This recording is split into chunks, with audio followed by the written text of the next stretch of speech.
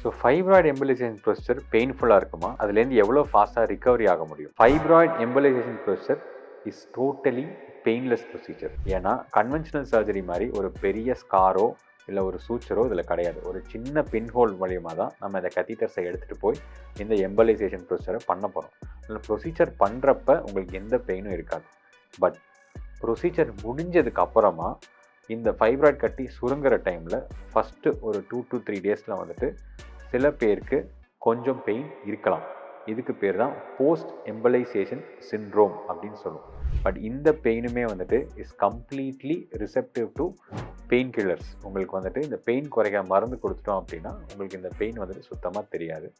As compared to surgery இதை recovery ரொம்ப fast. நீங்கள் ஒரு 2 டேஸில் ஹாஸ்பிட்டல்லேருந்து டிஸ்சார்ஜ் ஆகிடலாம். ஒரு 3 to 4 டேஸில் நீங்கள் எல்லா ஆக்டிவிட்டியுமே வந்து ரிசீவ் பண்ண ஆரம்பிச்சிடலாம். சர்ஜரி மாதிரி உங்களுக்கு வந்து ஒரு ஹெவி வெயிட் லிஃப்ட் பண்ணக்கூடாது, இல்லைனா வந்துட்டு ஸ்ட்ரெனுவஸ் ஆக்டிவிட்டீஸ் பண்ணக்கூடாதுன்னு எந்த ரெஸ்ட்ரிக்ஷனுக்குமே போஸ்ட் எம்பலைசேஷன் கிடையாது.